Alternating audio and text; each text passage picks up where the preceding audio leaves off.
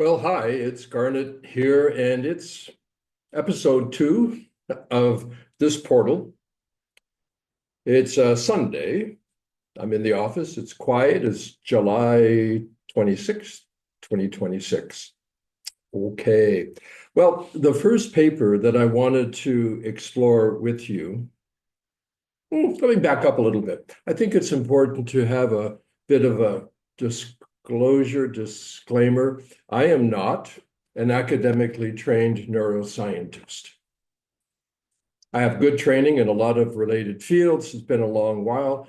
I think it's fair to say that I'm a motivated student of many things, including neuroscience.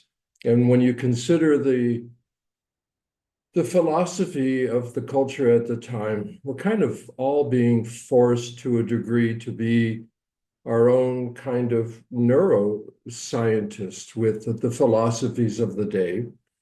That's another topic. Maybe I'll get into that on a personal level in the other portal. But I think that I consider myself a sincere student, maybe a civilian scientist, if that's even a reasonable term. So what I'm about to tell you is my very best effort, my honest effort to understand a lot of things, in this case about the brain, but neuroscience and even in a more general sense, science. So to all of you that are academically or conventionally trained neuroscientists or scientists in any field, massive respect. And then there are those of us that are fascinated, motivated by interest or demand to better understand all of these things. So my approach to this is as a student or a civilian scientist. That's my disclaimer. Okay. I wanted to get into this first paper entitled Brain Entrainment and Brain Engagement. And I've been reflecting on this quite a lot. You know, the brain engagement thing, for those of you that know me through the Neurovisor device, something that I've invented and with the team have been building. It's framed as engagement of the brain and not entrainment of the brain. But before we go into that, and this is what I've been reflecting on and maybe why I'm here on an early Sunday afternoon, I kind of like it in the office. It's quiet at this time. But anyway, it's like there's no way to really understand or maybe even explore brain entrainment, very popular term, as compared to brain engagement, a term that I'm trying to introduce to give a name to something that might be mistaken for entrainment. Okay. Thinking, it's like, well, this doesn't really go very far if we don't even understand what are brain waves. Anyway, brain waves. So the title of this, which I think is going to be a series of shorter but chain-linked episodes, it's a pretty big topic, and it's at the basis of so many other things. The title is, Are Brainwaves Real? Now, the things I'm going to talk about will either be exciting and interesting or get you in a lot of trouble or disagreement. And that's okay, not a big deal. Let's try to be honest with what I know at least. Okay, so the way we got to know about, okay, first of all, what we do know for sure is that our brain, like the organism, but certainly our brain, has a very amazing dynamic of electrochemical reactions. You can't really separate them. As a matter of fact, from what I know, if you go further and further into chemistry, what you get is a polarity of force, which is kind of what electricity is anyway. And if you go even further, what is electricity? It's something that has a push and a pull, a yin and a yang, a plus and a minus, a Shiva and a Shakti. So it should be reasonable to understand that the electrochemical activity in the brain can have electrical qualities. And that's what brain waves are. They are attempts to identify and measure electrical activities in the brain. And interestingly, some of them are strong enough that you can put something on your head, not just my hands, but you can put electrodes on the head, and those electrodes can be sensitive enough to be triggered by some of the electrical activity from the neurons in the brain, mostly on the upper surface of the brain. There are other ways to go deep, but the simple ones, mostly from the surface. Really complicated stuff. It was in the 1920s, this gentleman named Hans Berger, a neuroscientist in those early days, actually secretly experimenting, I think, in a downstairs lab at night, because he wanted to find the reasoned proof of mental telepathy. He had an experience in the war that gave him a strong belief that this existed. So that's what he was doing down there in the basement, trying to measure activity from the brain that could go, in his imagination, some distance. Well, that didn't happen, but he did bump into something that he could measure, mostly around the back of the head, and he got some electrical activity. Now, he didn't have oscilloscopes and algorithms and the whole thing. So what he had was, I'm not really sure how it was constructed, but the kind of the ink pen that went up and down on a rolling piece of paper. And he saw something there, and he identified it, but actually he was quite concerned because of the telepathy thing and the novelty, because new discoveries are oftentimes disparaged. So it took him from 1924 to 1929 to publish this finding. So he held for almost 5 years, like, oh, what do I do? What do I do? So here I take a risk because of the limit of my neuroscience, but I'm pretty confident that this is true. When you put an EEG array on the head, what comes out is a kind of a volcano of electrical activity. It's not neat and clean at all. There are a lot of amplitudes, there are a lot of wavelengths, there are a lot of neat and very unneat, what are called non-sinusoidal waves. It's a bunch of stuff. So what it takes is what we'll call an interpreter. And the interpreter is a calculation, it's an algorithm that tries to make sense of this apparent nonsense. Now, it's not nonsense, it's just that we don't know how to figure it out. So there are different interpreters, and that's a really important thing to understand, that if I'm speaking here in English, but you don't understand English, let's say that you're, from Korea, so we get an interpreter. So we have to trust that the interpreter is correctly translating or transforming what I'm saying in English into the Korean language.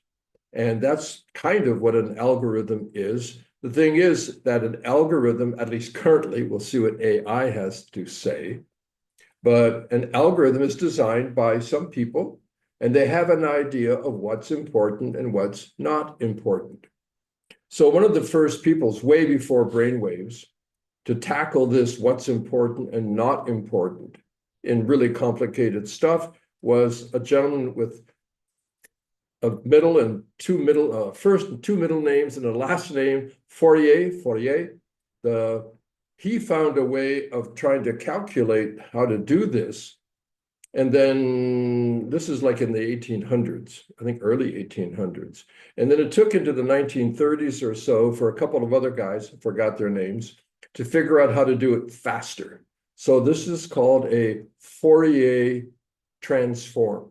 The original one was kind of slow, but what he could do is he could take all of this jumbly mumbly and kind of measure, calculate it, and not really round it out, but try to clean it up so much that it would be more simple to recognize. I'm not saying because it's more simple, it's more truthful. It's just, it takes a lot of complexity into simplicity. Could it be something is lost as well as found? I think so. So these other guys in the 1930s, they found a way to do it faster. So it's called the fast Fourier transform, or FFT. And this FFT thing is how we can take a volcano and turn it into a nice, neat number. You'll notice that in most all cases, when people talk about brainwaves, they use whole integer numbers, meaning no decimal points, no fractions. So it's 10 hertz, or it's 12 hertz, or it's 40 hertz, or whatever hertz. And this is where trouble can start. In a way, this could be an elegant reduction to something very useful, or it could be just a very convenient mathematical lie.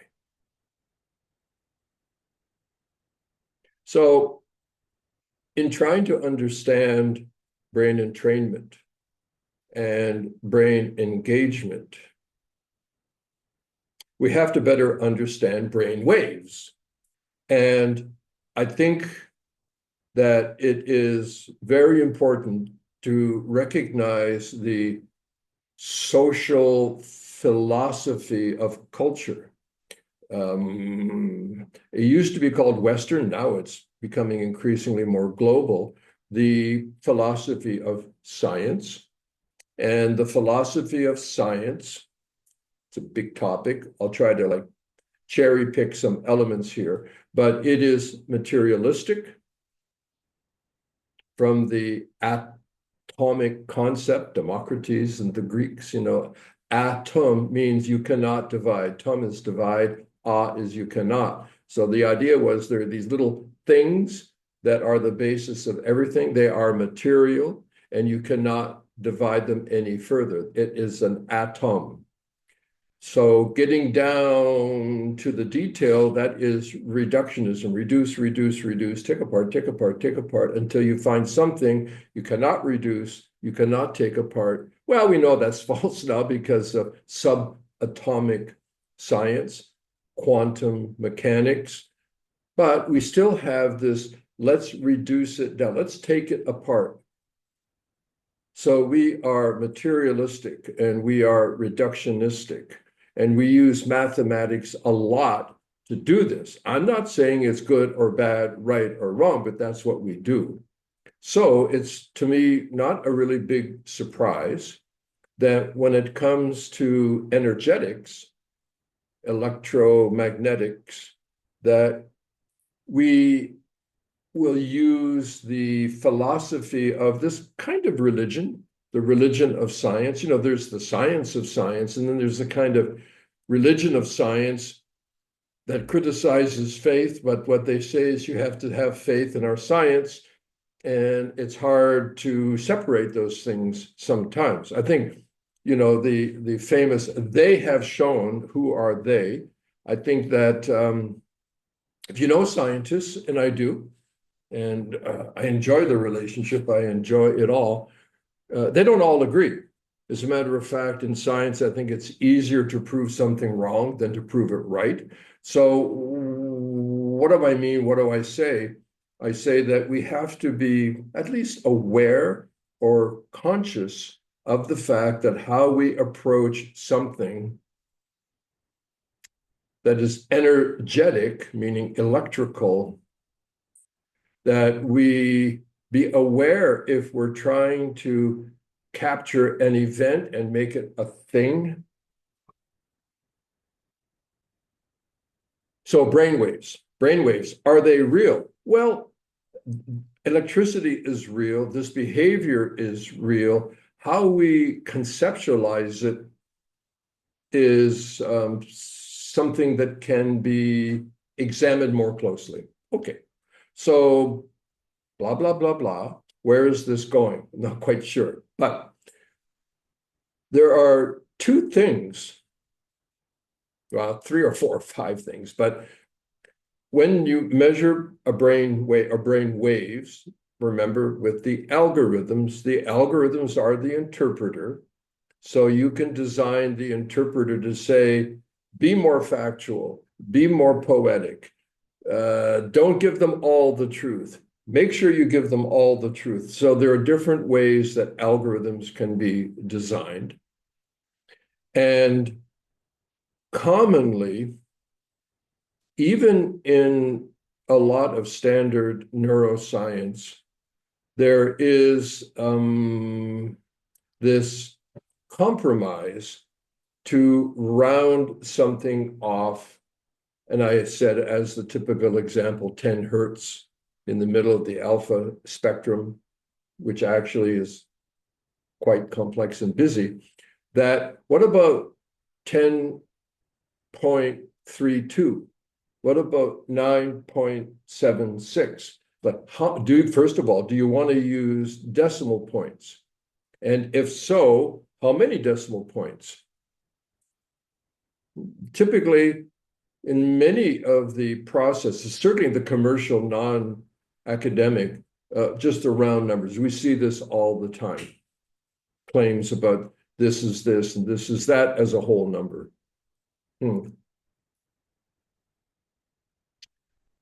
If I'm going to measure something, like lately, you can't see it, but we put up kind of a little office divider in front of where I do this. It's not a normal one. We made a wooden frame and hang some beautiful tie woven scarves on it. Beautiful stuff. But we have to measure it. So if I say, it's a meter long, 100 centimeters. But it's actually 110 centimeters. I say, close enough. So the question is, what is close enough?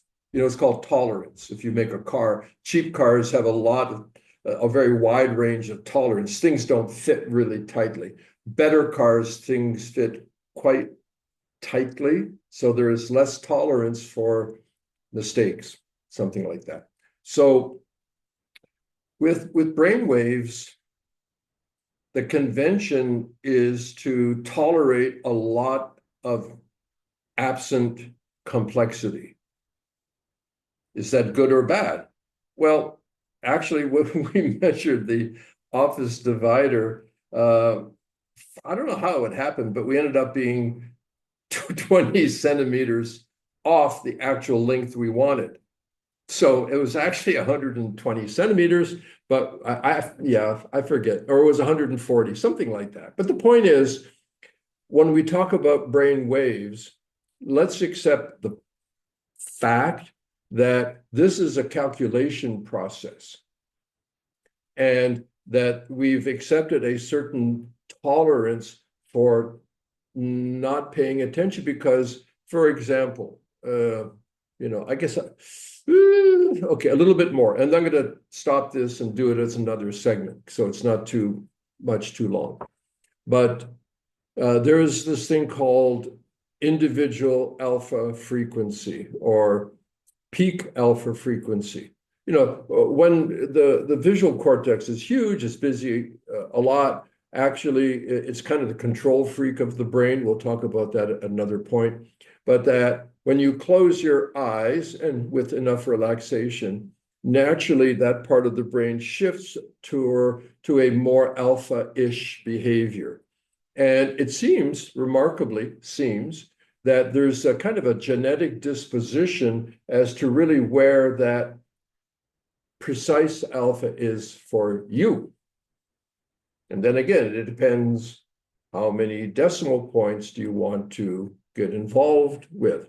So it's a kind of a predetermination, like how tall you will be. Of course, when you're growing up, nutrients and so on, but basically, how tall you're going to be is more or less genetically disposed, and it's happening right from development into birth and growth. So this, what is your normal alpha? When you settle in your peak alpha frequency or your individual alpha frequency, they mean the same thing. Where is it? And it will be a little different for every person. And you can use certainly 1 decimal point. You can even use 2 decimal points. After that, it becomes pretty fine-tuned. But the idea is it is in a particular range. And if you think the office divider is 120 and it's supposed to be 140, guess what? It doesn't fit all that well. But it's okay in this case. Actually, it's quite nice. So I'm going to kind of round this off right now because I don't want it to be so long, but that I would like to explore the activity, the process called brain entrainment, what I think or feel or believe about that, as it relates to brain engagement and what I think about that. But before we can go into that, if we don't have a better appreciation of what is a brainwave and how do we get those numbers, I think that it is weaker later on. So are brainwaves real? For the moment, that's the end of episode 2, Sunday, July 26, 2026, here in Chiang Mai, Thailand.